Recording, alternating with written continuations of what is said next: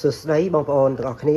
វិលមកជួបខ្ញុំម្ដងទៀតនៅក្នុងវីដេអូថ្មីហើយវីដេអូនេះផងដែរគឺខ្ញុំធ្វើការបង្ហាញបងប្អូនតាក់ទងជាមួយនឹងបាទការបង្កាត់ត្រីក្រឹមក៏ដូចជាកន្លែងបង្កាត់ត្រីក្រឹមអញ្ចឹងនេះគឺជាកន្លែងដែលខ្ញុំធ្វើការបង្កាត់ត្រីក្រឹមបង្កាត់កន្លែងតូចដើម្បីចាក់ចូលកន្លែងធំបងប្អូនអញ្ចឹងខ្ញុំធ្វើការបង្កាត់នៅក្នុងកដុងប្រេងឆាបងប្អូនកដុងនេះខ្ញុំទិញពីអេតចាយមក1.500បាទអញ្ចឹងយើងធ្វើការលាងឲ្យស្អាតទៅហើយយើងអាចប្រើប្រាស់បានយកមិញគឺខ្ញុំធ្វើការដាក់ផ្គូផ្គងត្រីបង្កាត់ចំនួន10គូបងប្អូនអញ្ចឹងគូនេះគឺវាផ្លុំពពុះហើយបាទនេះក៏ផ្លុំពពុះដែរបាទនេះក៏ផ្លុំពពុះដែរប៉ុន្តែមេលោតឡើងលើបាទនេះក៏ផ្លុំពពុះដែរបងប្អូននេះបាទនេះផ្លុំដែរបាទផ្លុំតិចបាទនេះក៏ផ្លុំពពុះបាទនេះក៏ផ្លុំពពុះបាទនេះក៏ផ្លុំពពុះដែរផ្លុំពពុះក្រោមស្លឹកបាទនេះក៏ផ្លុំពពុះដែរបាទមួយនេះក៏ផ្លុំពពុះដែរប៉ុន្តែ10គូនោះអត់ទាន់បានពងទេបងប្អូនគៀបអត់ទាន់បានទេហើយត្រីហ្នឹងគឺខ្ញុំដាក់ពីយកមិញមកប្រហែលជាខ្ទង់10អីហ្នឹងបងប្អូនបាទនេះសុបរ៉េតបាទសុបរ៉េតកូនញោហើយបងប្អូន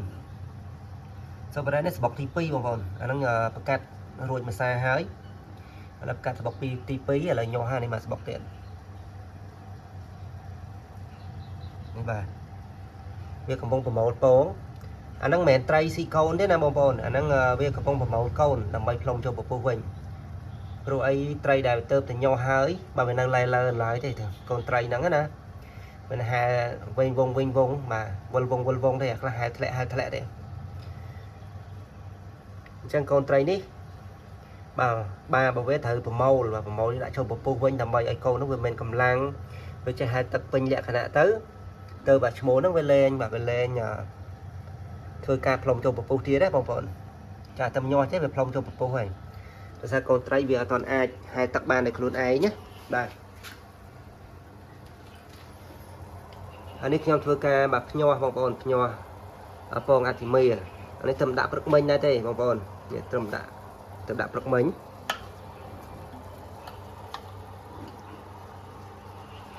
បាទអញ្ចឹងរបៀបភ្ញាស់អាធីមីអត់មានអីទេបងប្អូនស្រួលបងប្អូនមានតកៅបងប្អូនដាក់ទឹកកំពស់មកទឹកកន្លះអីទៅ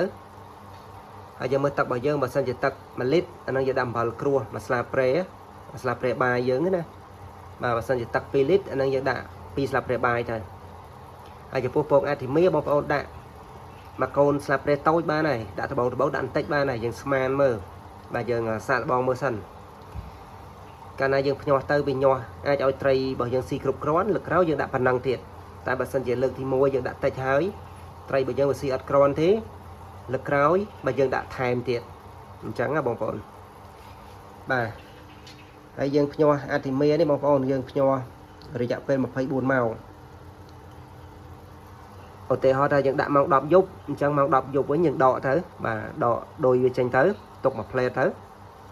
បាទទុកមួយផ្លែតទឹកនឹងធម្មតាយើងនឹងឃើញបាទចៃទឹកវានៅខាងក្រោមនេះបាទនៅព្រែតខាងក្រោមហ្នឹងហើយយើងប្រើប្រាស់ប្រភេទទយោបឺតចៃទឹកបាទយើងបឺតយកឲ្យត្រីស៊ីទៅចឹងវីដេអូនេះមិនតែប៉ុណ្្នឹងទេបងប្អូនអានេះបង្ហាញកន្លែងបាទខ្ញុំបង្ហាញកន្លែងបងប្អូនសម្រាប់ធ្វើការបង្កាត់ត្រីកន្លែងតូចបាទយើងបង្កាត់កន្លែងតូចចឹងទៅដល់ពេលកូនញាស់